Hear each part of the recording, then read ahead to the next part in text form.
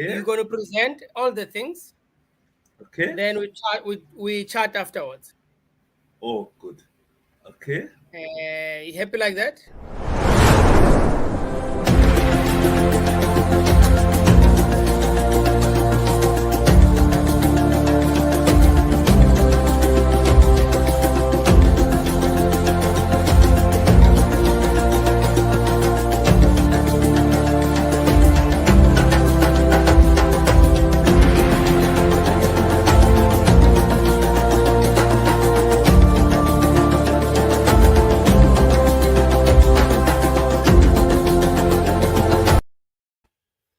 Good morning, Jonathan.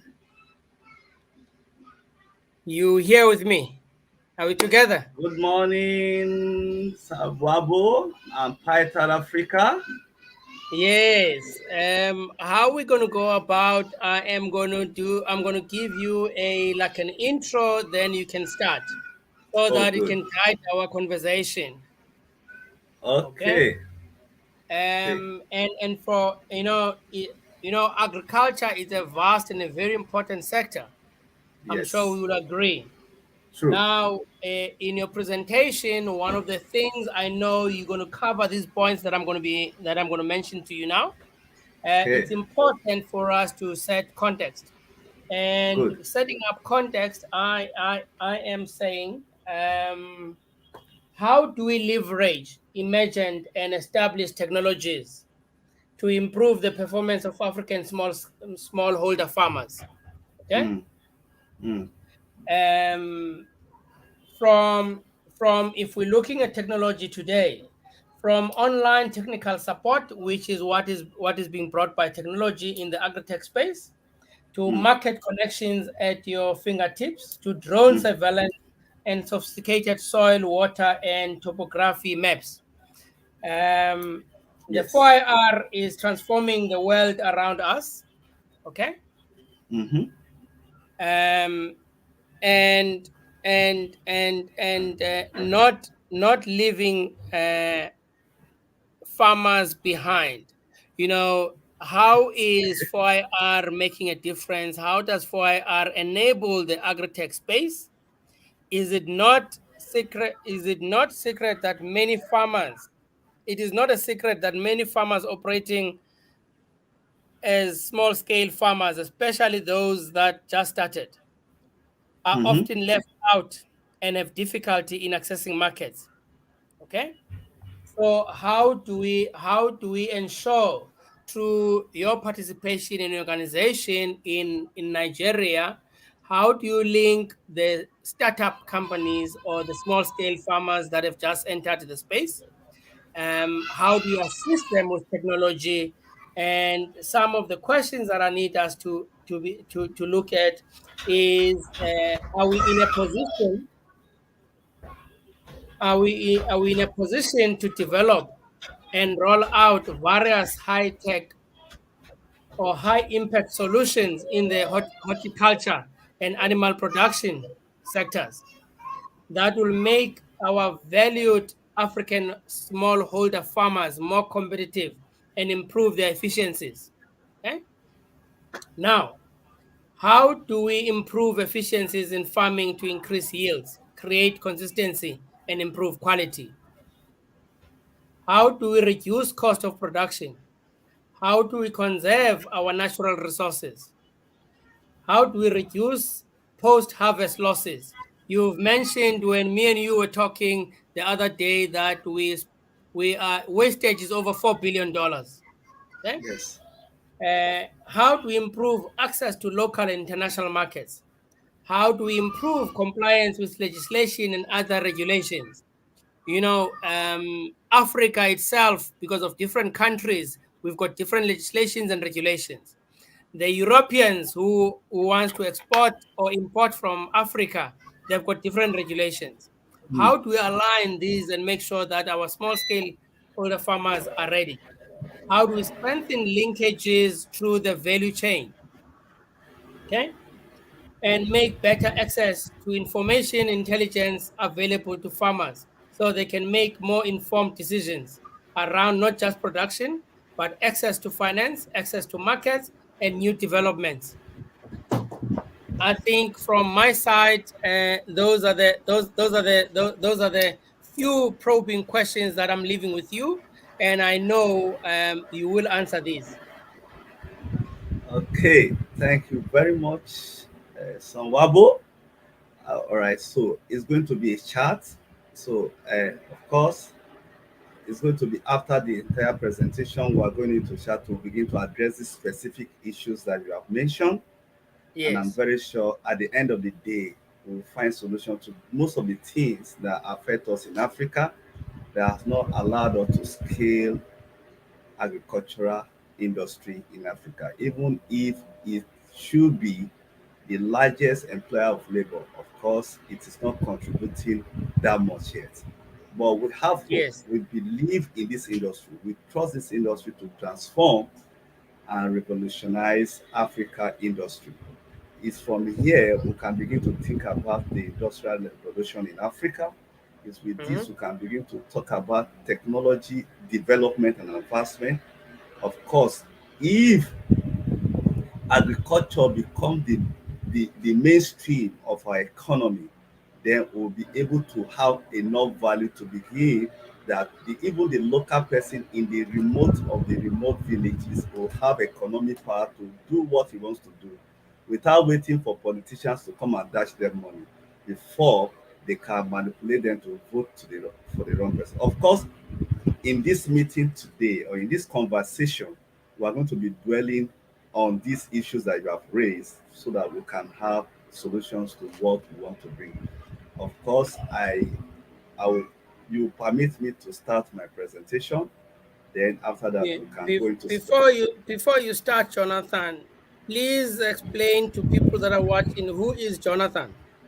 okay. Good morning, Africa. Good morning, Sanwabo. Good morning, Paita Africa. Good Good morning, morning, dear Jonathan. Thank you. Good morning, dear listeners, and good morning, everyone. I want to thank you for the opportunity you are giving to me to come and discuss the issue of agriculture in Africa. Abu Jonathan is my name.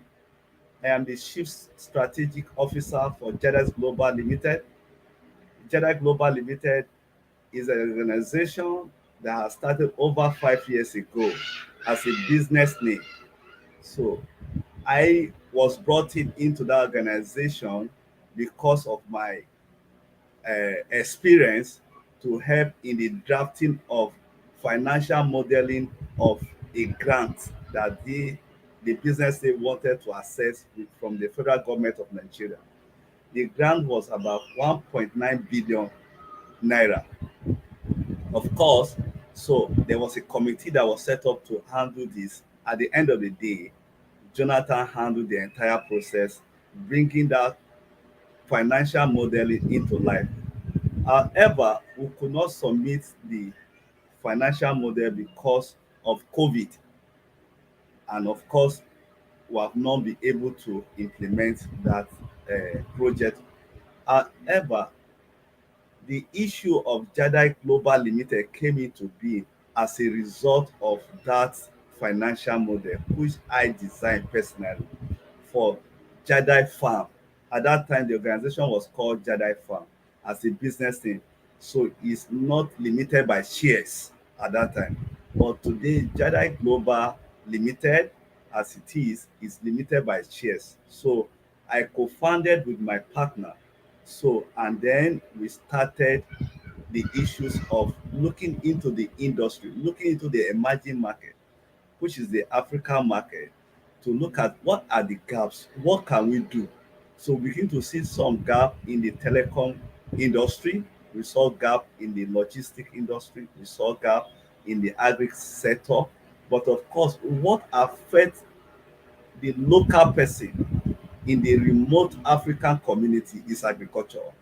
How Mm, do we give value to these people? And we begin to leverage on agriculture and mining because most of the mining sites that we have, they are located in the remote areas, and therefore you need to engage these people well so that the youth will not have what we call youth rural urban migration. So when you mm, engage them at their local community, they can make money for themselves and also contribute to the development of their community. So we start with mining. So if you see our activity on the internet, you likely see a lot of mining activities or agricultural activities. But the dominant of it all is agriculture, because we mm, found that there is serious shortage of food globally, and therefore a person that has not eaten cannot even go and start mining. Therefore there must be an abundance of food for us in our local communities before we even start thinking about selling it or start thinking about going to mine. So we saw that there is a big gap that we need to fill, and that is why we came into agriculture. So I have worked, by my experience, I have worked with the government, the Nigerian government at the local level for about 9 years before I left the government into private organization. In the government, I started as clerical assistant, that is the rudiment of administration, to grow to become a senior administrative officer one before I left there.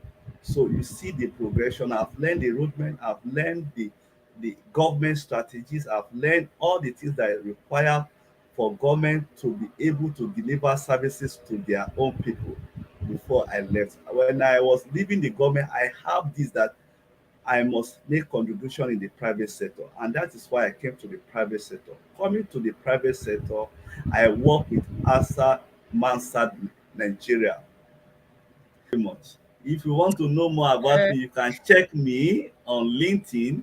I am there, or we can have a pl- conversation on please, LinkedIn. Jonathan, please stop that. Say hide that sharing. Hide that thing that is Ah, that is yeah. Say hide the buy the yeah hide yeah. Okay. Now people can see your email address. It's okay. okay. No, All right, thank good. you very much for the brief introduction. We can get into the presentation. All right, so our conversation is around scaling agri-tech in Africa. When What comes to your mind when you hear about scaling agri-tech in Africa? It's not only to scale agriculture. How can we do it sustainably? Mm-hmm. That should be what should be ringing on your mind. Because Yes. if we cannot do it sustainably, we have seen that Africa has a culture, unlike Germany and other European countries. You see that most of the company and industry that were founded in the 1900, 1800 are still existing because it was sustainable for their children to take over from their parents. But in Africa, it's not like that. Mm. You see that a company that started in the 60s, in the 1950s, they are nowhere to be found again. They are already replaced. So not only to scale this industry, can we do it sustainably? I think that should be a question that we should go with it. How can we do it sustainably? Maybe should be another conversation again, and which is the major agenda of sustainable development goal. We must pursue that to deliver that in Africa. How, having said that, you will look at my objective for today is to Mm. begin to discuss what Jada Global is doing currently in the agri-tech. The second objective is to discuss the causes and effects of the topic to Africa and Europe. Introduction. Two things, you believe with me that two things is likely to be the thing that will last in the world, which is agriculture and technology. How, you ask me? Man cannot do without food. And all the things that man uses in the construction of shelter, they are gotten from the field. When you talk about sand, you talk about roofing, you talk about zinc, you talk about all the construction that you have is gotten from the ecosystem of agriculture. And how will man begin to evolve and do it better will be leverage on technology. mm, You see that technology and agriculture are going in the same direction, and the quest of man will not end because he will continue to innovate. And then in the process of innovation, he will bring technology to make him adapt to his environment well. Let me quickly note that the world economy is not balanced. How? And I will use Europe and Africa. One, the technology that we have in the European world is in abundance. And because it's in abundance, they will need a place to deploy this technology for its usage. And in Africa, this technology is not in abundance, but the human resources to develop this technology is in abundance. But the capacity to develop this technology is nowhere to be found. And that made the world economy to be imbalanced. As for us to balance the world economy, because Africa has 60% of its arable land, the 60%, 60 to 65% of the world arable land is in Africa.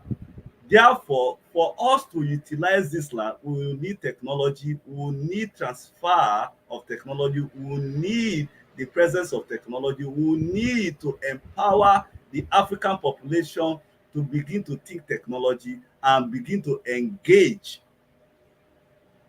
this technology on agriculture. And that is when we begin to see a world economy that is balanced. Migration will be limited drastically. And then in the city will be discongested as we have in Lagos today. If you come to Lagos today, a short distance that will take you 20 minutes to get to where you are going to take you 2 hours is sometimes 3 hours, because the influx of people that are coming from the remote communities. That is just one. When you look at the exodus of African from African continent to Europe, what is causing it? Have you sat down to look at why are people migrating from Africa to Europe? Why is Europe opening their borders to Africans to come in? So when we look at all of these pertinent questions, when we look at all of these things, we see that the world economy is not balanced. And the only thing that can balance the world economy is agriculture. A particular continent is producing for the world, and then a particular continent is bringing technology to another continent. So you see, it's a win-win situation. But as it is now, it's not a win-win situation. We are deficient in mm, technology. Europe is deficient in arable land for cultivation of food. Another issue that might come up is the issue of subsistency. Combine the entire population of subsistence farmers in Africa, we will still have problem of food scarcity because there's no commercialization. And how do you do commercialization without mechanization? mm, So African market require technology like data-driven devices to have precision farming. As it is now, we are dependent on weather. We are dependent of a lot of things to determine what we are going to be doing. Africa market require irrigation kits and accessories. Why are we not having companies that are into production of irrigation materials, unlike India or China? You see that this is required. You see that these companies are needed because the African farmer is beginning to understand that I cannot continue to depend on rain to be able to produce fruits, to be able to produce food for the world. So therefore, irrigation kit is very important for us to begin to produce in dry season and in rainy season as well. mm, Mechanization equipment. It is said that in Nigeria, for instance, maybe it's obtainable everywhere in the in African continent. There's one tractor to about maybe 3,000 hectare in Africa. That is the tractor that is used for the plowing or for the turning of the soil, because these things are not available. And if it's available, it's costly. Farmers cannot go into it. They cannot buy it because they don't have value from what they are even previously producing, because they don't have access to the premium market. So they don't even have money to begin to purchase tractors or to process all these big machines that can go into production of commercial farming. So you see that Africa truly is an emerging market for the people that develop this technology, that they can bring it or set up the factory on the soil of Africa so that it can be easily be accessed by the farmers that require them or that needs them. Post-harvest devices. How do we maintain a moisture content? How do we dry our produce that we harvest immediately from the farm? We need this, because without this there will still be wastage. Without this there will still be a gap. What are the measures that were put in place to control this? It is little. It's not compared to the food that we waste in the African continent, and we are shouting food security, food scarcity, and all of those things, and food is being wasted. mm, What about logistics? Let me just share a story with you. We went to a village where we were supposed to move maize from. It took us almost 7 days to have a logistic company to move our product from that place to the city center. But because this conversation is limited by time, we can take it up again. Challenges to scalable and sustainable agricultural improvement in Africa. The scarcity of African mentor. Where are the people who can look up to in Africa to say that these are the people that have done well in the industry of agriculture? We always have a few. Maybe you begin to call people like Dangote, that have Dangote farms, and you begin to mm. go to them. But how accessible are these people? So if you mention Dangote, it's just one out of 250 million people in Nigeria alone.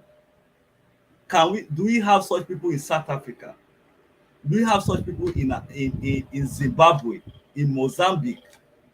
And if we have them in Mozambique and all of those people, how accessible are these people? How do they come to the youth to encourage us to go into farming? What do they see in agriculture that has brought them to where they are? So you see the issues that border mentorship is very is hampering the development of agriculture. You see in other countries or in the developed world, you see that these kind of people will have what we call maybe a center for training of specific or developing a specific seed, or a center for controlling of disease. But we don't have that, where youth will be called to submit application to be enrolled as student to learn this process, apart from the degrees or the certificate that they have in their hand. We don't have that in Africa, and which is a major challenge. We talk about monitoring and reporting mechanism is insufficient. Mm. Our reporting system, you see a, an officer of the government or official of the government coming to tell us about weather. At the end of the day, is the opposite. At the end of the day, the report that we get is opposite. But where can we have private individuals that will begin to go into what government also do to give us accurate information? We can't find them. Where can you go to say, okay, most of the tests we do, of course, the soil test and all of this is manageable. But when we want to do advanced tests, we send them abroad, and the reporting system is seamless. But in Africa, it will take months. It will even sometimes you wait and wait, you not get report. You have to go to their office.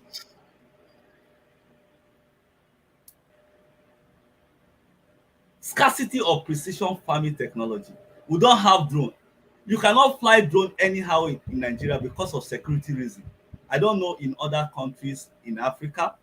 I don't know the legislation that backs up this drone flying.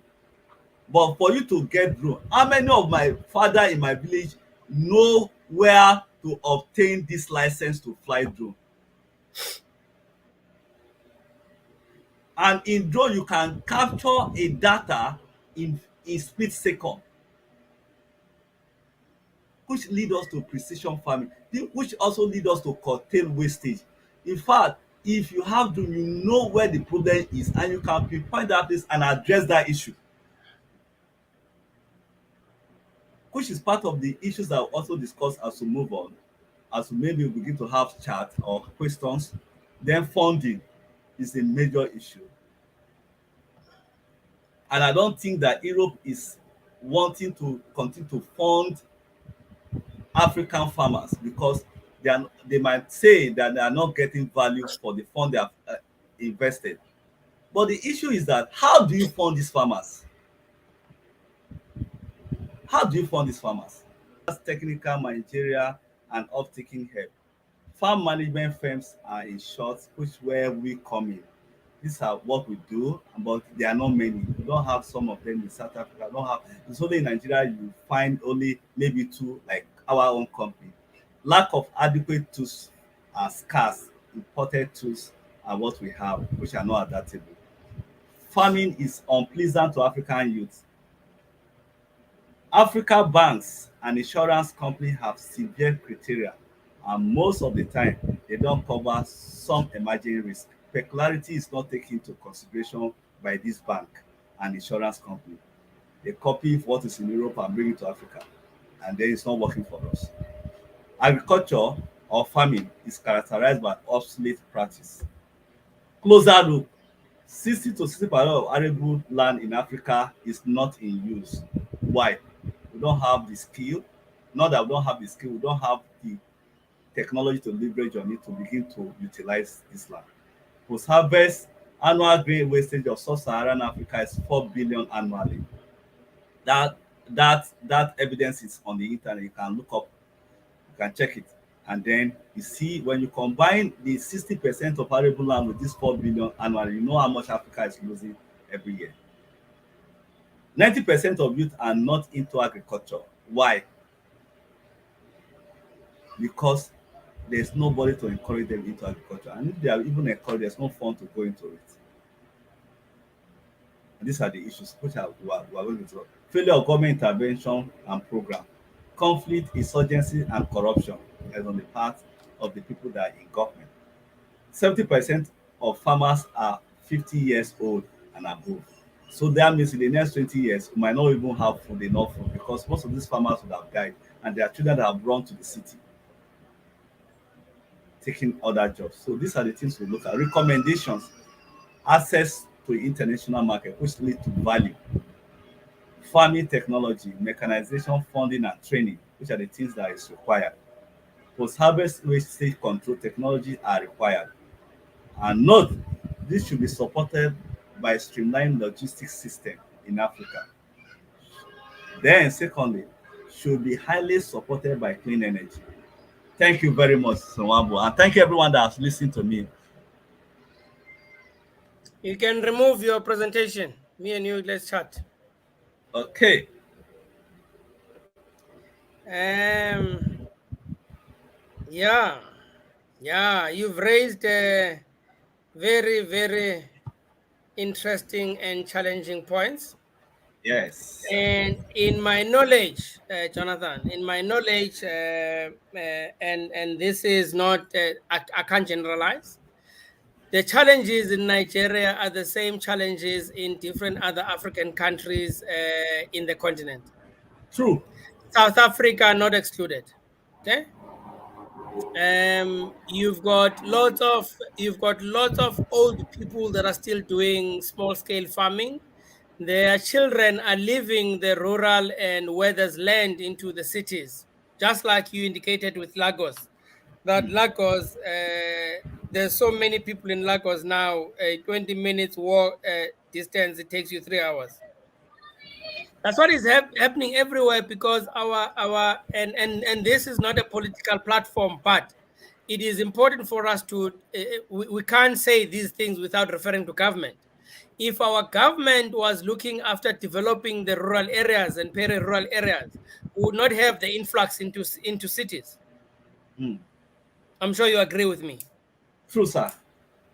So what do we do as ourselves sitting on this platform today? What can Jonathan do? But how many other Jonathans that are there? How many other Sonwabos that are there to make sure that there's a social impact in what we say? Okay. Um, how many of these guys that are billionaires today that are in farming as well that are freely available to be mentors, to guide and explain how did they make it? How can the rest of the other people break this barrier and make it? Because if you look at the SDGs, 2030 is next door. It's not far. True. Poverty is not going to be is not going to be eradicated the way we're going. Okay. Um, if we were to ensure that agriculture is merged as you presented it with technology, the two become one. The youth that don't want agriculture now, by default, if they specialize in the agri-tech space, they'll automatically be farmers. They'll be interested in using the technology innovations that they're coming up with in the same farms that some of them will be like to be farmers. Some of them will have interest in the land. So these are the type of discussions that I think between you and me, we need to have round two to discuss these things in detail. 4,000 hectares of land that you have now, um, only in Nigeria. What would Africa look like if you've got 4,444 in different countries? Let's say even if it's 20 countries in Africa. Okay. So these are the type of discussions that we need to have and say, how do other people sitting in other countries in Africa that don't know what to do with the land, but they've got access to the land, how do they collaborate with you? And you guys come up with a good model that is going to ensure that there is high quality, high quantity, uh, precision engineered processes that can enable that not only small scale farmers use the food to sustain themselves, but to sustain the rest of Africa. I don't Let me hear from you. Thank you, Samobo.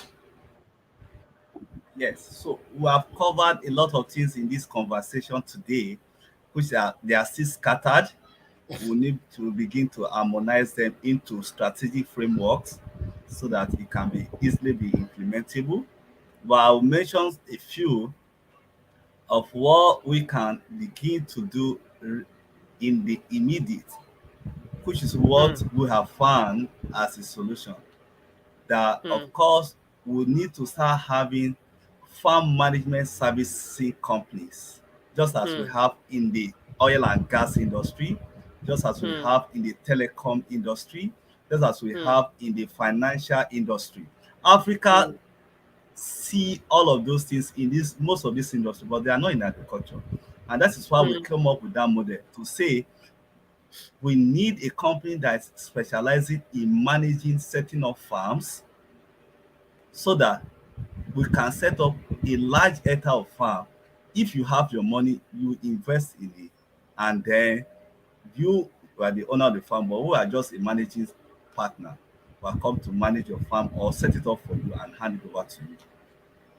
The other issue of technology, which we have mentioned, which is the main bane of agriculture, is a major problem.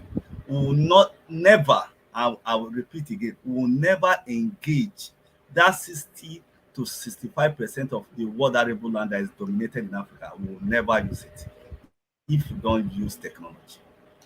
mm. And how are we going to use technology to achieve this? Is, be, is the issue of beginning to partner with the European countries that have this technology and bring them. And how do we partner with them? Is for them to know that if they can invest in Africa, they can get their investment back. So they don't need to sell us this technology. What they need to do is to share in profit. Good point. Good point. Look, I agree with you. One of the things that I'm going to ask you a question. You are in the Africa Alliance, Yes, in the EU. yes, Maybe we need to have this discussion on this platform, me and you first. yes, Then, once we've covered all aspects that we need to discuss and have a yes, proper conversation where we sit and converse, yes, maybe we need to invite Africa Alliance to come and say their piece covering yes. Africa, covering Europe. Mm-hmm. Even if we schedule it for some time, end of next month, but we start working on it now. You let me know when can we have a series two of this discussion. We need to have a series two of this discussion. Then we can have Europe coming to say their piece from a EU tech chamber perspective. All Because right. what you're raising that they must not sell the technology in euros. They must come. This is in the collaboration between Africa and Europe. They must bring the technology as their contribution towards a commercializable, exportable commodities, and we then they share from the profit. Yes, I'm sure that's a discussion that we can have. yes. The third aspect I want to discuss is the fact that Yes, our youth are interested, just as you mentioned earlier, they are interested in technology, very yes. interested. 90% of the youths are interested in technology, African youth, and they have the crude knowledge of this technology to tell you, and they have done well in that space. Mm, But to stay scalability, which require fund to move it from the crude point of view, is the issue that we have. And mm, then the training that is required to brand it for international standard is required. And the mm, business intelligence of aspect of it for the marketability of this product is required, mm, which is what I have told Europe Link Africa patients. mm, One of the discussion we had that I have taken the pain to design model for business training for African youth, mm, which we need to begin to deploy, which is one of the discussion I'm going to have with her in my conversation with her. So, of course, the issue of negotiation, the ordinary graduate on the street of Africa does not know how to negotiate his way, which is one of the model that is part of our model. The marketability of the product that he has, he does not have it. The Our Africa education does not equip they don't equip the Africa youth to do this. We have taken the play because we have this experience mm, to go into this. So all of these three trainings that I've mentioned is required in our continent for us to begin to help the African youth to become who they are. They are not mm. less of any other youth in Europe. They No, are, no, no. I agree. Yeah, or in America or in the Asian world. What China is doing today, that is what Africa is supposed to be doing. yeah. But of course, we cannot say we are disappointed in our government because even the government is the product of the people. believe in ourselves. We need to take Africa to the status of a powerhouse that it was when civilization, during the dawn of, of civilization. We need to get there. Jonathan. I am. I think we need to say goodbye, but please hold on there. Hold on there. Don't go. Uh, Goodbye, and thank you very much for you guys who have graced us, sorry, graced us with your presence, and for people who never fail to watch this show or conversation, and for those who are going to watch it while it is sitting on our social media, Facebook, Twitter, and our YouTube. Please join us next week again. Jonathan is definitely coming back. We are going to continue where we're leaving off today. It's not a full stop, it is a comma, and we are going to be talking. This is a very important discussion in the agri sector space, because as you all know, food security is critical. Food security is the way to keep Africa pumping. And if you listen in the past, or you've done research, Africa in the next 10 years is going to double in size. So for us to feed all those stomachs, for us to be able to be strong and compete against the other continents as it is projected, we need agriculture. So we really need to make sure that we use the land that is lying dormant, the land that is getting wasted. Let's all forge and unite in getting our continent to what it's supposed to be. Thank you very much for all of you that are here listening. We will meet again next week at 10 o'clock, which is next Tuesday, 10 o'clock. Um, Goodbye.